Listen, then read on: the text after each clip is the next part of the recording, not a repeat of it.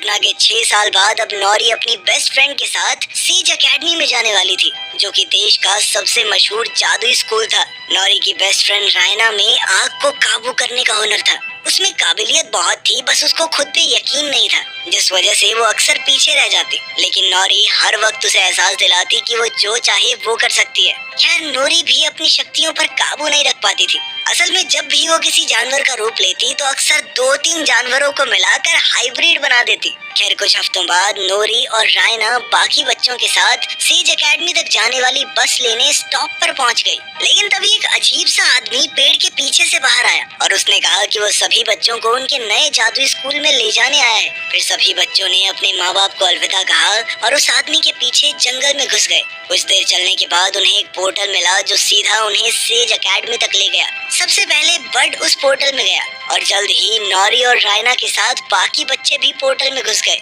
वहाँ पहुँचते ही उन्हें स्कूल की प्रिंसिपल लिंडा उनके सामने आई और उसने कहा कि सभी बच्चों को उनकी काबिलियत के हिसाब से 5 कैटेगरीज में बांटा जाएगा। पहला ग्रुप था फजीज, जिनमें उन बच्चों को भेजा जाएगा जो जानवरों के साथ बातचीत कर सकते हैं। अगला ग्रुप था फ्लिकर्स, जो अपने हाथों से किसी भी चीज को खींच सकते हैं। इसके बाद द फ्लेयर्स, जो कि आग की शक्ति को काबू कर सकते हैं। चौथा ग्रुप था फ्लायर्स, जो हवा में उड़ सकते हैं। और 5वां ग्रुप था फजर्स, जो किसी भी जानवर का रूप लेने की काबिलियत रखते हैं। अब क्लासेस शुरू होने से पहले सभी बच्चों को एक टेस्ट देना होगा। रायना की बारी थी, जो अपने साथियों में से सबसे बेहतरीन थी, क्योंकि उसने सिर्फ अपनी छोटी उंगली से ही मोमबत्ती जला दी।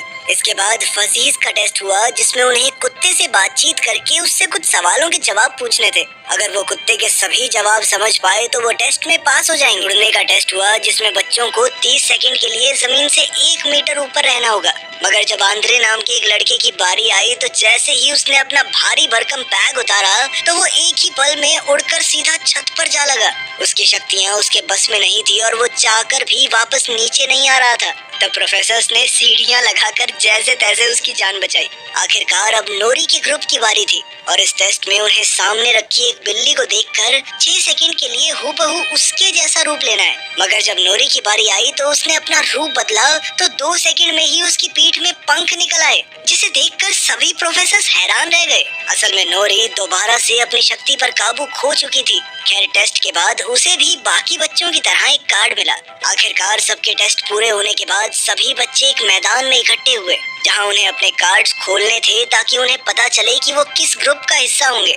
तब रायना ने देखा कि उसे तो आग फेंकने वाले ग्रुप में शामिल कर लिया गया था और वो बेहद खुश थी। मगर नौरी ने देखा कि वो फजर्स ग्रुप में नहीं थी, बल्कि उसके कार्ड पर तो यूडीएम लिखा हुआ था। तो उसे समझ नहीं आया कि ये कौन सा ग्रुप है। खैर, फिर प्रिंसिपल ने सभी बच्चों को कैफेटेरिया में जाकर अपने ग्रुप की यूनिफॉर्म लेने को कहा, पर नौरी को यूडीएम के निशान वाले रास्ते पर जाना होगा। आखिरकार नौरी ने रायना को अलविदा कहा और वो जंगल के रास्ते पर चलते हुए यूडीएम हेडक्वार्टर्स में पहुंच गई। वहां बड ने उसका स्वागत किया और उसे जमीन के नीचे बने एक हॉल में ले गया। जब नौरी उस क्लासरूम में गई तो उसे बाकी बच्चे मिले जो उसकी तरह जादुई टेस्ट में फेल हो गए थे। उन बच्चों को जादू की पढ़ाई नहीं करवाई जाती थी, बल्कि उन्हें देश भर के आम बच्चों की तरह आम तरीके से पढ़ाया जाता। ये सुनते ही नौरी को बहुत गुस्सा आया और उसने पूछा कि वो एकेडमी के बाकी बच्चों की तरह जादू क्यों नहीं सीख सकते। तभी प्रिंसिपल लिंडा वहाँ आ गई और उसने बताया कि यूडीएम का मतलब है अपसाइड डाउन मैजिक, यानी वो बच्चे जिन्हें सही जादुई शक्तियाँ नहीं मिली और ना ही इन जादुई शक्तियों का कोई फायदा था। लिंडा ने कहा कि वैसे भी तुम सब कभी अपने जादू का ठीक से इस्तेमाल नहीं कर पाओगे, इसलिए सही यही होगा कि वो तब तक यहाँ आम बच्चों की तरह रहें जब तक वो अपना जादू भूल ही ना जाएं। लिंडा ने खुलासा किया कि शैडो मैजिक हमेशा यूडीएम के बच्चों को ही अपना शिकार बनाता है, इसीलिए उन सब को बाकियों से अलग रखा जा रहा है और उन्हें जादू इस्तेमाल करने की इजाजत भी इसीलिए नहीं थी ताकि वो अपनी शक्तियाँ भूल जाएं और ये खतरा टले। खैर, उसी दिन चुने गए बच्चों को अपने ग्रुप की क्लासेस में भेज दिया गया। तब रायना को पता चला कि कुछ ही हफ्तों में एनुअल फाउंडर्स डे का फंक्शन होने वाला है। इस प्रोग्राम में 5 नए बच्चों को पूरी एकेडमी के सामने अपना जादू दिखाने का मौका मिलेगा। इसके लिए हर प्रोफेसर अपने ग्रुप में से 2 सबसे बेहतरीन बच्चों को चुनेगा और उनके बीच होने वाले मुकाबले में जो जीतेगा उसे ही फंक्शन में जादू करने का मौका मिलेगा। इसके बाद फ्लेयर्स की प्रोफेसर एर्गॉन ने अपनी पहली क्लास ली जिसमें उसने रायना को अपनी शक्तियों की मदद से कॉर्न को पॉपकॉर्न में बदलने को कहा। हालांकि रायना काफी घबराई हुई थी, पर फिर भी वो टास्क को अच्छे से पूरा कर रही थी। लेकिन तभी फिलिप उसके जादू का मजाक उड़ाने लगा, जिससे वो थोड़ा नर्वस हो गई और अचानक सभी पॉपकॉर्न जल गए। ये देखने के बाद आर्गन ने रायना को खूब डांटा। तब हम देखते हैं कि सेकंड ग्रेड की लड़की चंद्रा कमरे से बाहर खड़ी ये सब देखकर मुस्कुरा रही थी। खैर फिर अगली सुबह बड अपने स्टूडेंट्स को गार्डन में ले गया और उसने कहा कि आज उनके लिए एक सरप्राइज है। जब उसने शेड का दरवाजा खोला तो नूरी को कुछ झाड़ू दिखाई दी और वो बेहद खुश हो गई, क्योंकि उसे लगा कि वो झाड़ू पर बैठकर उड़ना सीखेंगे। मगर जब उसने उड़ने की कोशिश की तो वो जमीन पर आ गिरी। तब हमें पता चला कि ये सिर्फ मामूली झाड़ू है। असल में उन्हें ये झाड़ू लेकर स्कूल का गार्डन साफ करना था। अब नूरी झाड़ू लेकर उस इलाके में पहुंच गई जहां बाकी बच्चों की क्लास चल रही थी। उसने देखा कि प्रोफेसर हान बच्चों को एक खास तरह की बिल्ली का रूप लेना सिखा रही थी। जल्द ही नूरी ने सुना कि आने वाले एनुअल फाउंडर्स डे पर किसी एक बच्चे को सबके सामने अपनी काबिलियत दिखाने का मौका मिलेगा। ये सुनते ही नूरी के दिमाग की बत्ती जली और उसने अपने जादू की प्रैक्टिस करने का फैसला किया, ताकि वो सबको अपना जादू दिखाकर खुश कर सके और फिर लिंडा उसे बाकी बच्चों के साथ जादू सीखने की इजाजत दे दे। इसके बाद अचानक एक बार फिर उसने अपनी शक्तियों पर काबू खो दिया और वो एक अजीबोगरीब जानवर में बदल गया। प्रोफेसर हान ने तुरंत बड को बुलाकर नूरी को काबू करने को कहा, वरना अगर प्रिंसिपल को इस बात की खबर मिली तो बहुत बुरा होगा।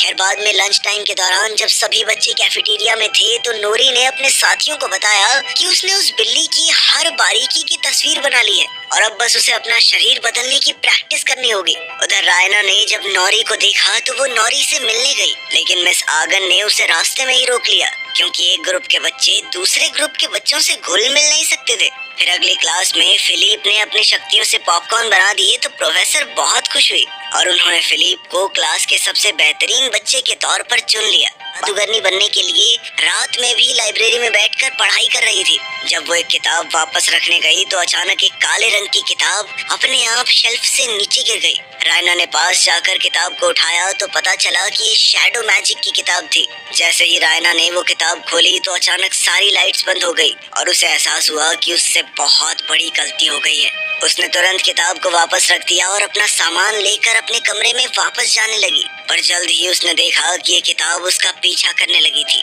वहीं दूसरी ओर नूरी अपने हॉस्टल में अपने बाकी साथियों के साथ बिल्ली का रूप लेने की प्रैक्टिस कर रही थी, मगर बहुत कोशिश करने के बावजूद वो 3 सेकंड के बाद कई सारे जानवरों में बदल जाती। फिर अगले दिन रायना ने खिड़की से नौरी को अपने नए दोस्तों के साथ देखा तो वो थोड़ी दुखी हो गई, क्योंकि उसे लगा कि अब नौरी उसे भूल चुकी है। तभी अचानक शैडो मैजिक की वो किताब खुद ब खुद उसके बेड पर आ गई और उसके पन्ने अपने आप पलटने लगे। वो एक चैप्टर पर आकर रुके जिसमें अपने अंदर छुपी शक्तियों को उजागर करने की टेक्निक सिखाई गई थी। जब रायना ने ये चैप्टर पढ़ना शुरू किया तो अचानक उसके चारों तरफ एक काला बादल मंडराने लगा और तुरंत उसके शरीर में घुस गया। फिर कुछ घंटों बाद सभी नए बच्चे एक हॉल में इकट्ठा हुए। वो सब हर क्लास के 2 सबसे बेहतरीन बच्चों के बीच होने वाले मुकाबले को देखने आए थे। सबसे पहले फ्लेयर्स की बारी थी, जिसमें फिलिप और रायना आमने सामने थे।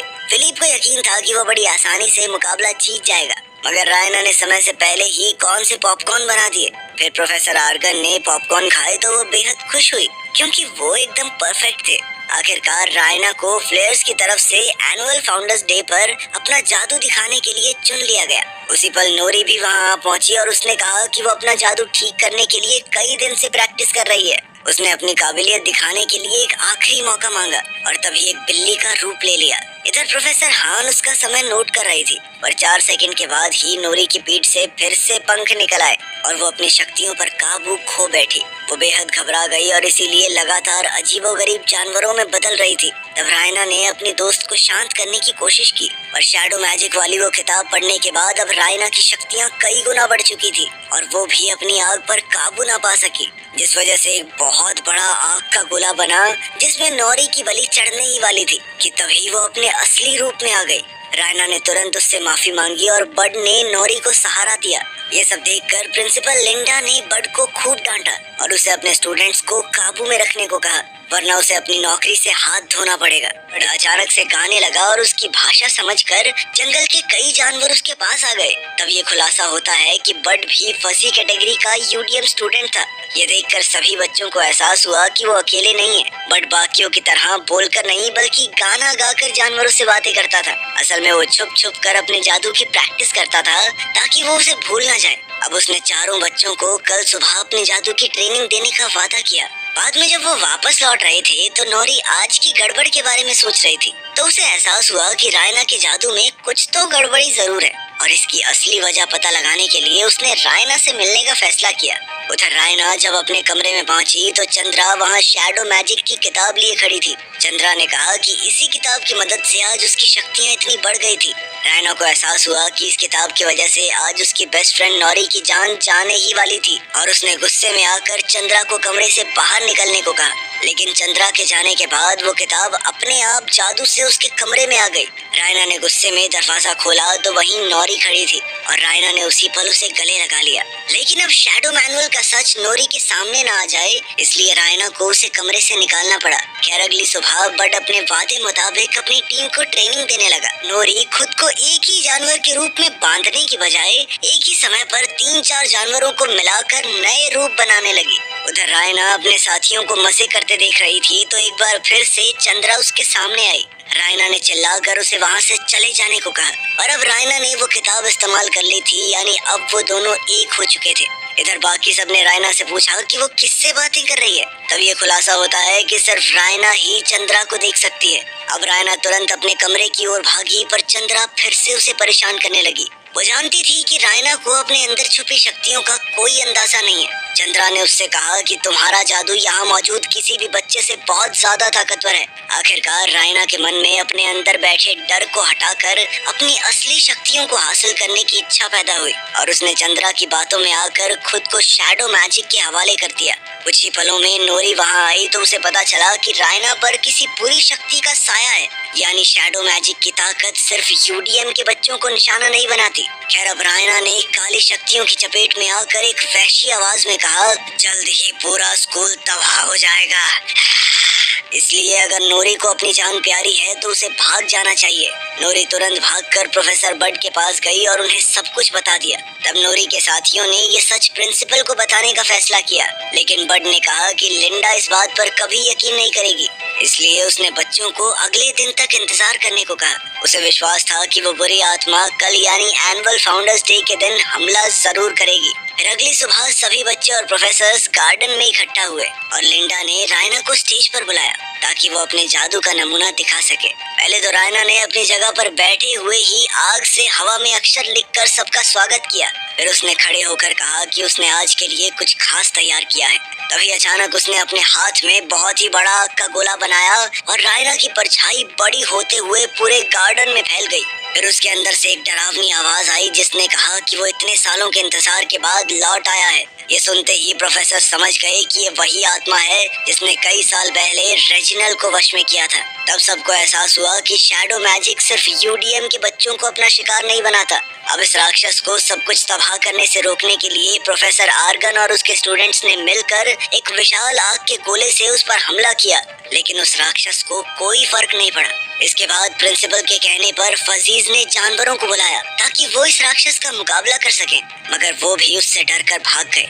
इसके बाद शेप शिफ्टर्स ने अपना रूप बदला ताकि वो राक्षस पर हमला कर सकें, लेकिन उन्होंने ऐसे जानवरों का रूप लिया था जो उसका कुछ भी नहीं बिगाड़ सकते थे। अब सभी बच्चों की उम्मीद बिल्कुल खत्म हो चुकी थी और अंत में यूडीएम के बच्चे सामने आए। पेपर ने अपने हाथों से जबरदस्त जोर लगाया जिससे राक्षस पीछे खिसकने लगा। फिर एलियट ने धुएं की एक दीवार बनाई ताकि राक्षस कुछ देख न सके। उधर आंद्रे हवा में उड़ गया ताकि वो राक्षस का ध्यान भटका सके और इसी दौरान नौरी ने एक भयंकर जानवर का रूप लिया जिससे वो राक्षस पर हमला करने वाली थी। आखिरकार लिंडा ने सभी बच्चों को अपनी शक्तियां मिलाकर एक साथ राक्षस पर धावा बोलने को कहा, लेकिन नौरी ने किसी को भी उसके करीब आने से मना कर दिया। वो जानती थी कि इस राक्षस के पीछे थी उसकी बेस्ट फ्रेंड रायना। अब उसने खुद अपनी जान खतरे में डाल दी ताकि रायना राक्षस पर काबू कर सके।